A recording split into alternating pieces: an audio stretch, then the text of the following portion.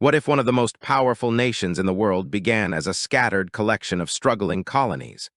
What if its story was filled with rebellion, dreams, and contradictions that still shape the world today? This is the story of the United States of America, not just dates and battles, but people, ideas, and turning points. From ancient lands to global influence, this journey will take you through centuries of change. You'll hear about indigenous civilizations, revolutions, civil wars, and bold inventions. You'll see how conflict and cooperation, hardship and hope, all played a role in building a nation. This is not a list of facts.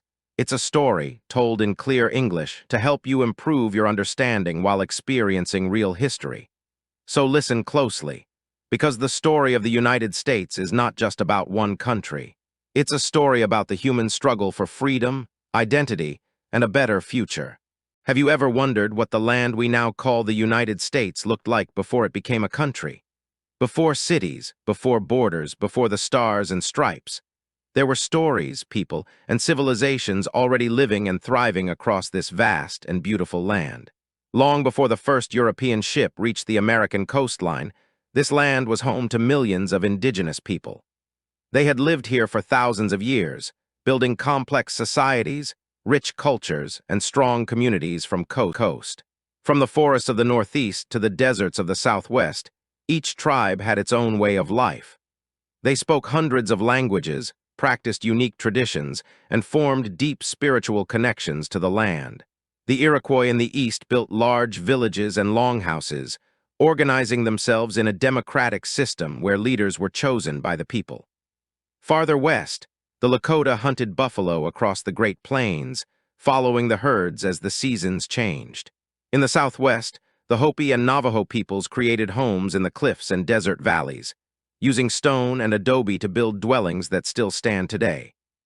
In the Pacific Northwest, the Tlingit, Haida, and Chinook tribes fished in rich waters and carved massive wooden totem poles to tell their histories and legends.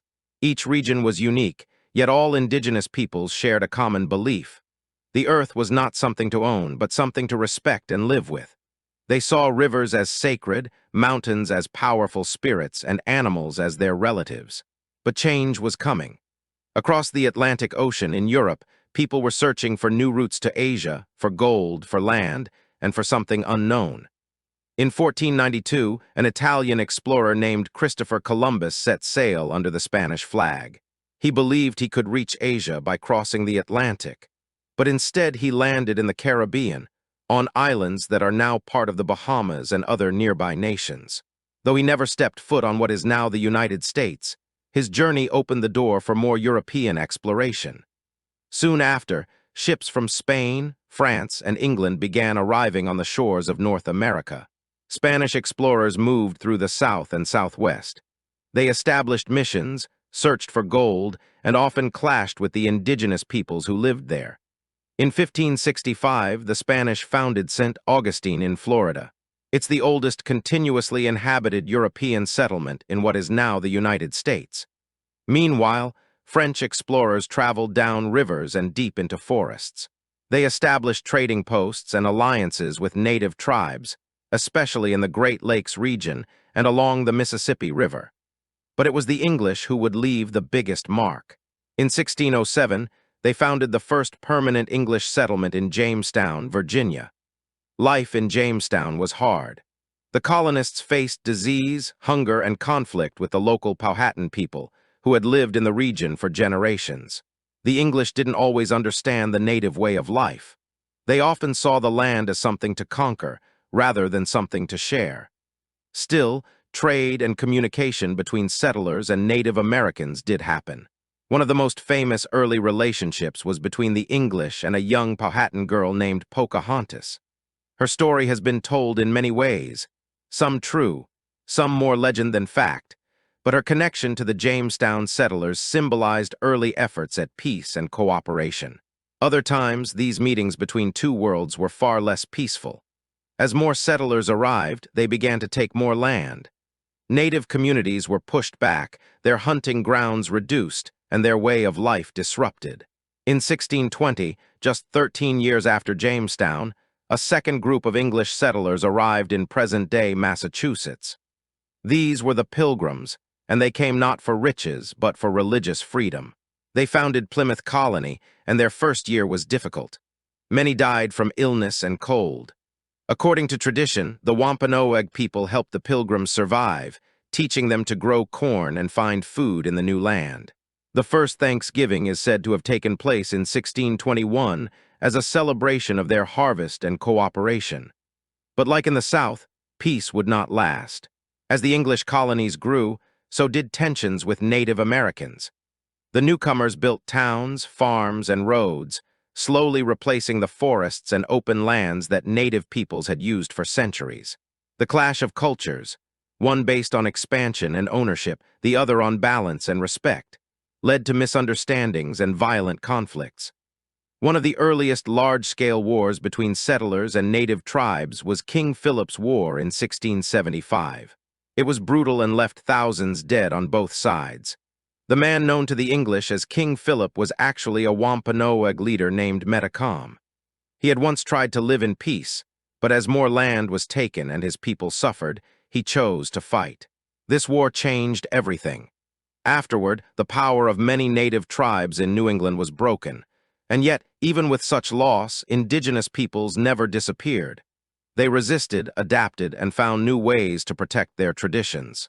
By the late 1600s, more than 100 years after Columbus's journey, the east coast of North America was dotted with European settlements. From Florida to New England, small towns and trading posts were growing into colonies.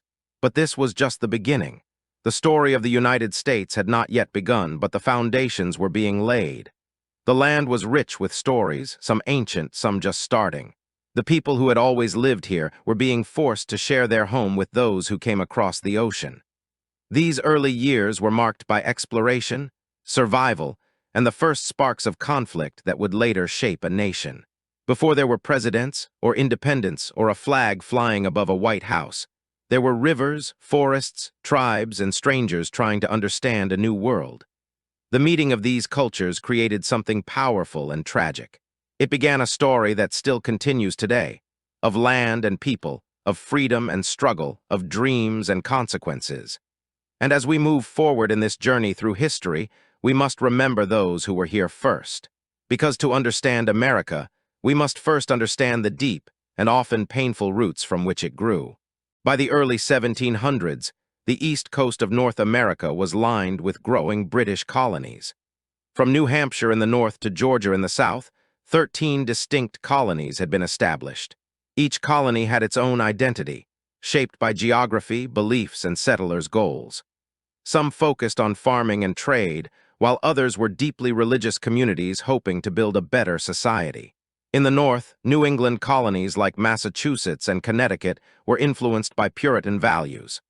These were strict, religious communities where church and daily life were closely connected. In the middle colonies, such as New York, New Jersey, and Pennsylvania, there was more diversity. People came from many countries, and religious tolerance was more common. The southern colonies, including Virginia and the Carolinas, developed large plantations. These farms grew crops like tobacco, rice, and later, cotton, often using enslaved labor. As time passed, the colonies began to prosper. Towns expanded, ports grew busy, and people began to think of America not as a distant land, but as home. Still, the colonies were not independent. They were part of the British Empire, ruled by a king across the Atlantic Ocean. At first, many colonists were proud to be British. They saw Britain as powerful, civilized, and advanced. But this relationship was not equal. The British government made laws the colonists had to follow, even though they had no voice in Parliament. Britain also controlled trade. Colonists were expected to sell their goods to Britain and buy British products in return. This system made Britain rich, but it limited the colonists' freedom to do business with other countries. Many merchants and farmers began to feel frustrated. In the mid-1700s, this tension began to grow. A series of events would soon push the colonies closer to rebellion. One of the key turning points came after the French and Indian War, which ended in 1763. The war was fought between Britain and France over land in North America. Britain won the war, gaining control of more territory, but victory came with a price: war debt. To pay for the war, the British government decided to tax the American colonies. This marked the beginning of serious conflict. In 1765, Parliament passed the Stamp Act. This law required colonists to pay for a stamp on every piece of paper they used, newspapers, legal documents, even playing cards. The colonists were outraged. They argued that they should not be taxed without their consent. They had no representatives in the British Parliament, and they believed that this made the tax unfair. The phrase, "no taxation without representation," became a popular slogan. Across the colonies, people protested. They refused to buy British goods, organized meetings, and in some places, even attacked tax collectors. Under pressure, Britain repealed the Stamp Act, but the damage was done. Trust between the colonies and the British government had been shaken. New taxes followed, like the Townshend Acts of 1767, which placed duties on tea, glass, paper, and other goods. Once again, the colonists resisted. This period saw the rise of powerful colonial leaders and groups. People like Samuel Adams and organizations like the Sons of Liberty began speaking out against British control. In 1770, tensions reached a breaking point in Boston. A protest turned deadly when British soldiers fired into a crowd, killing 5 colonists. This event became known as the Boston Massacre. It shocked the colonies and increased anger toward British rule. But the real spark came in 1773. That year, the British passed the Tea Act, allowing one company to sell tea directly to the colonies, undercutting local merchants. Many colonists saw this as another example of unfair control. In Boston, a group of men disguised themselves as Native Americans and boarded British ships. They threw an entire shipment of tea into the harbor. This became known as the Boston Tea Party. Britain responded with harsh punishment. They closed Boston's port and passed laws that colonists called the Intolerable Acts. Rather than silence the colonists, these actions united them. Colonies that had once acted independently now began working together. In 1774, representatives from 12 colonies met in Philadelphia at the First Continental Congress. They discussed how to respond and began organizing resistance. Many colonists still hoped for peace, but the idea of independence was growing stronger. By now, people were asking serious questions. Should they continue to obey a king who ignored their rights? Were they still British subjects or something new? The seeds of revolution had been planted. A new identity was forming, one that no longer saw America as just an extension of Europe. In just a few short years, those ideas would turn into action. The colonies would go from loyal subjects to revolutionaries, from British citizens to Americans. But before that final break could come, they would face war, loss, and the challenge of creating something completely new. They didn't yet know it, but the world was watching, and history was about to change forever. By the spring of 1775, tension between the American colonies and Great Britain had reached its limit. Protests had turned to conflict, and words were about to become war. On April 19, 1775, British troops marched to Concord, Massachusetts, to seize weapons stored by colonial militias. Along the way, they were met by a small group of American farmers and townsmen in a place called Lexington. No one knows who fired the first shot, but the battle began. 8 colonists were killed, and the American Revolution had started. This moment would become known as the shot heard round the world. It marked the beginning of a long and difficult war for independence. Soon, colonial militias across New England mobilized.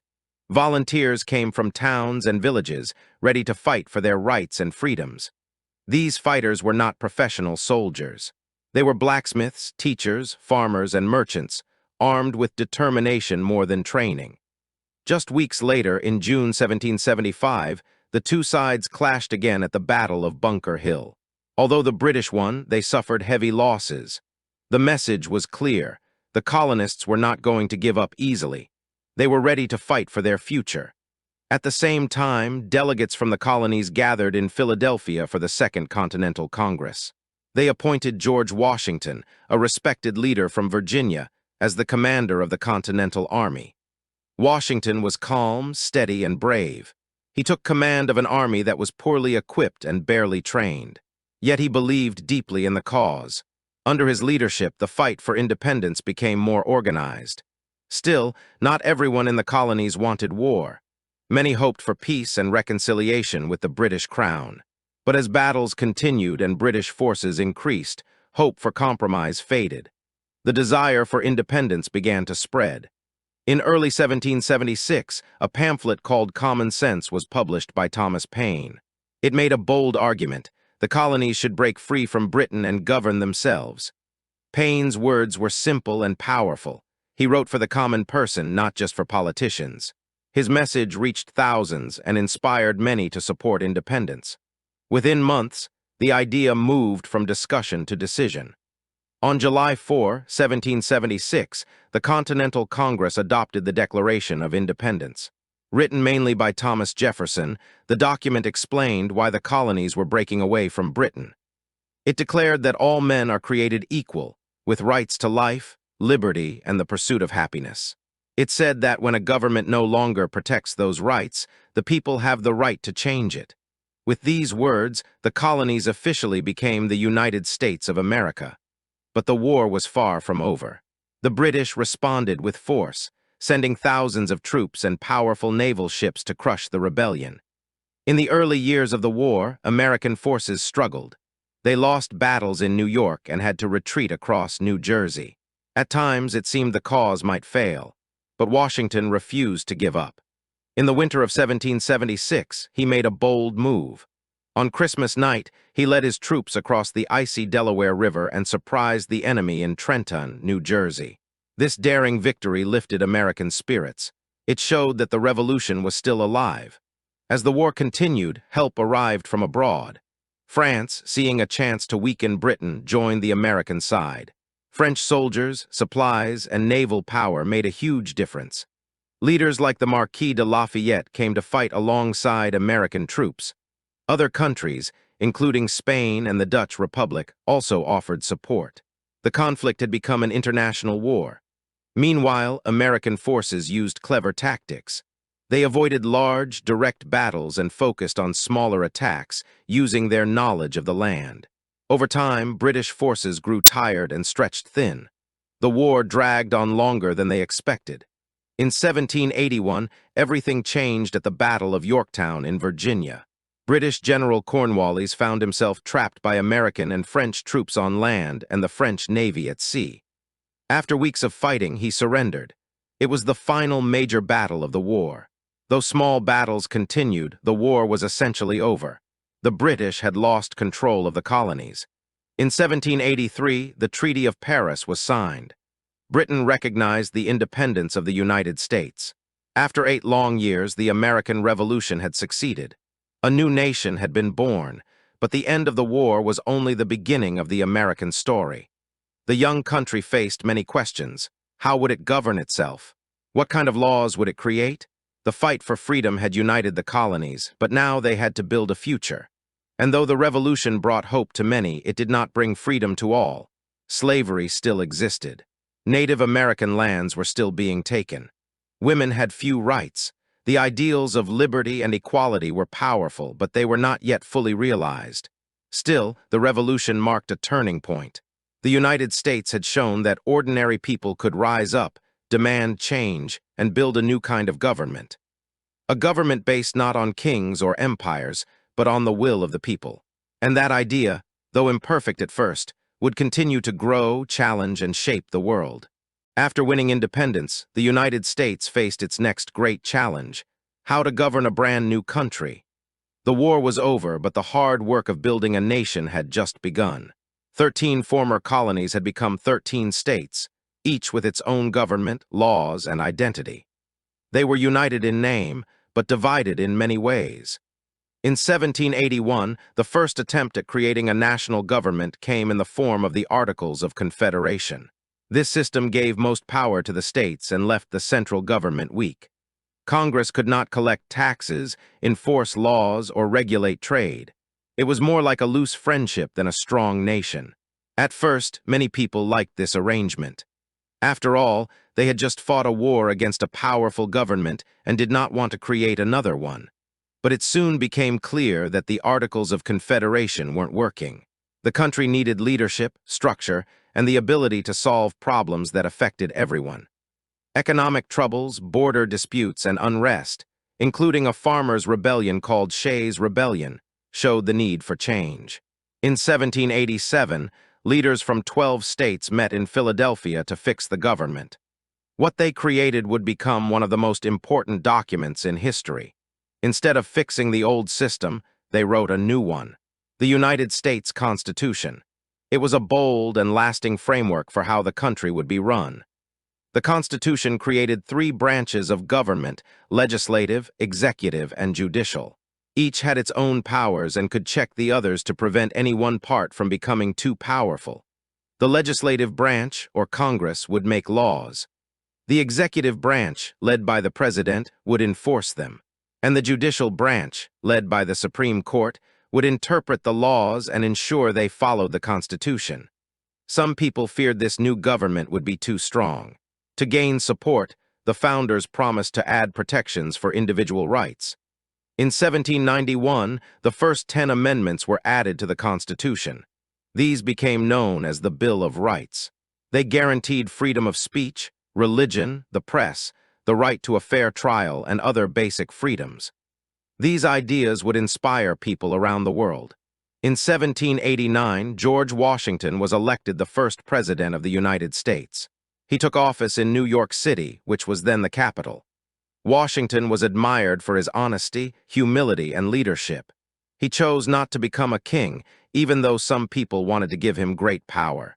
Instead, he believed in democracy and helped set traditions that still exist today. One of the most important was stepping down after 2 terms as president. Under Washington and the new Constitution, the nation began to take shape. But it still faced huge questions. How would it grow? How would it handle new land, new people, and new conflicts? In 1803, the United States made one of its biggest moves. President Thomas Jefferson purchased a vast area of land from France. This became known as the Louisiana Purchase. It doubled the size of the country overnight and opened the door to westward expansion. To explore the new territory, Jefferson sent Meriwether Lewis and William Clark on a famous expedition. They traveled all the way to the Pacific Ocean, mapping the land and making contact with Native American tribes. Their journey became a symbol of adventure and discovery, but expansion brought problems, too. Native Americans had lived on these lands for generations. As settlers moved west, many tribes were forced to leave their homes. This would lead to decades of conflict and suffering. But for Americans at the time, the frontier represented opportunity. Settlers built farms, towns, and trade routes. They believed it was their destiny to spread across the continent. This idea became known as manifest destiny, the belief that the United States was meant to grow from the Atlantic to the Pacific. As the nation expanded, it also developed its economy. In the North, factories and cities grew quickly during the Industrial Revolution. In the South, large plantations produced cotton using enslaved labor. These differences would cause growing tension. Meanwhile, new political parties formed, and leaders debated the role of government, states' rights, and the future of the nation. Even as democracy grew, many people were still left out. Women could not vote. Enslaved people had no rights. Free Black Americans faced discrimination and danger. Native Americans continued to lose land and power. Yet the ideals of the revolution, the promise of liberty and justice, remained alive in people's hearts. Movements for change began to rise. Some pushed to end slavery, others worked for education, workers' rights, or women's suffrage. America was growing not just in land but in vision. It was a country full of contradictions, hope and injustice, progress and pain. But it was also full of people who believed they could make it better. As the 1800s continued, the United States would face its biggest test yet. The divisions between North and South would soon explode into war. But before that moment arrived, the nation had taken its first steps toward becoming a united, independent, and evolving democracy. By the middle of the 1800s, the United States was a country deeply divided. The greatest issue pulling it apart was slavery. In the North, many people believed slavery was wrong and should end. In the South, slavery was tied to the economy and way of life. Millions of enslaved African Americans worked on Southern farms and plantations. They had no freedom, no rights, and faced brutal treatment. For decades, leaders had tried to compromise, passing laws that balanced the interests of free states and slave states. But each new state added to the country brought the question, would it allow slavery or not? Tensions rose higher every year. In 1852, the novel Uncle Tom's Cabin by Harriet Beecher Stowe shocked readers. It showed the cruelty of slavery and made many Americans join the anti-slavery movement. Violence soon followed. In Kansas, clashes broke out between pro-slavery and anti-slavery settlers. This period became known as Bleeding Kansas. It showed that peaceful compromise might no longer be possible. In 1857, the Supreme Court made a decision that caused outrage. In the Dr. Scott case, the court ruled that African Americans were not citizens and had no rights under the Constitution. The decision made many in the North furious. It pushed the nation even closer to conflict. Then, in 1860, Abraham Lincoln was elected president. He opposed the expansion of slavery, though he promised not to end it where it already existed. Still, Southern states saw his election as a threat. They feared slavery would soon be abolished. Within months, 11 Southern states left the Union. They formed a new country called the Confederate States of America. They believed they had the right to break away and govern themselves. But the United States government saw this as rebellion. In April 1861, Confederate forces attacked Fort Sumter in South Carolina. The Civil War had begun. This was the deadliest conflict in American history. Brother fought brother, and the nation tore itself apart. The Union, made up of the northern states, fought to preserve the country. The Confederacy fought to protect its way of life, including slavery. At first, the Union struggled. Battles were long and bloody, with heavy losses on both sides. But slowly, under Lincoln's leadership, the tide began to turn. In 1863, he issued the Emancipation Proclamation. This order declared that all enslaved people in Confederate states were free. It did not end slavery everywhere, but it changed the purpose of the war. Now the Union was fighting not just to save the nation, but also to end slavery. Many African Americans joined the Union Army. They fought bravely for their freedom and for the country's future. One of the most important battles came at Gettysburg, Pennsylvania, in 1863. It was a turning point in the war. After 3 days of fierce fighting, the Union won, and the Confederate Army was forced to retreat. Later that year, Lincoln gave a short but powerful speech at the battlefield. The Gettysburg Address reminded Americans of the ideals they were fighting for: freedom, equality, and a government by the people. The war dragged on for 2 more years. Cities were destroyed, families were torn apart, and thousands died. But in April 1865, Confederate General Robert E. Lee surrendered to Union General Ulysses S. Grant at Appomattox Courthouse. The war was over. The Union had been saved. Just days later, Abraham Lincoln was assassinated. His death shocked the nation. He had led the country through its darkest hours, and now he would not live to see the peace. With the war finished, the next chapter began: Reconstruction. This was the effort to rebuild the South and bring the country back together. It was also a time of great hope for formerly enslaved people. In 1865, the 13th Amendment to the Constitution officially ended slavery in the United States. Soon after, the 14th and 15th Amendments gave African Americans citizenship and the right to vote. For the first time, black men held public office and helped shape the nation's future. But progress faced fierce resistance. Many white Southerners resented the changes. Groups like the Ku Klux Klan used violence and terror to try to stop black Americans from voting and gaining power. Reconstruction governments were often attacked, and support for Reconstruction began to fade. By 1877, federal troops were withdrawn from the South. Reconstruction officially ended. Many of the rights gained during that time were rolled back through new laws and practices. Segregation, discrimination, and injustice would continue for nearly a century. Still, the Civil War and Reconstruction changed the country forever. The United States was no longer a nation divided over slavery. The Constitution had been expanded to include more people and more rights. The struggle for true equality was far from over, but a foundation had been laid. Out of the destruction came new ideas about freedom, citizenship, and what it means to be an American. The nation had survived its greatest internal crisis. But even as it moved forward, new challenges and new opportunities were waiting just ahead. After the Civil War, the United States entered a period of rapid change. The country was rebuilding, expanding, and transforming into something new. In the North, factories and railroads grew at an incredible pace. Cities swelled with workers, many of them immigrants from Europe. People came from Ireland, Italy, Germany, and many other places, all seeking a better life. They brought their languages, cultures, and dreams to America's crowded streets. The Industrial Revolution was changing everything. Machines replaced hand labor, and new inventions like the telephone, electric light, and automobile reshaped daily life. The United States became a land of steel, smoke, and opportunity, but not everyone shared in the wealth. Factory workers labored long hours in dangerous conditions. Children worked in mines and mills. Living in crowded tenements, many families faced poverty even as the nation grew richer. Out west, the frontier continued to shrink.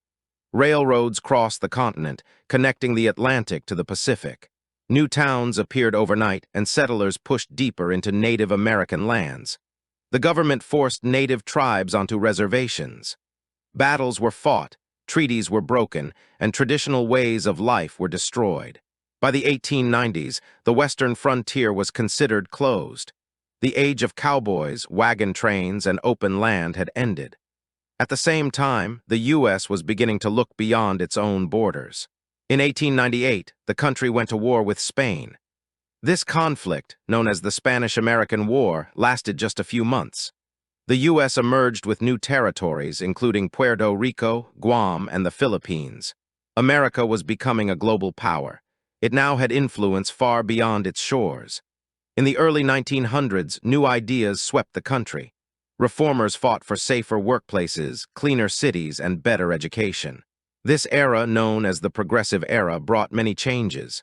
Child labor was reduced, food safety laws were passed, and women fought for the right to vote. In 1920, the 19th Amendment was added to the Constitution. It gave women the right to vote nationwide. This was a major step forward in the fight for equality.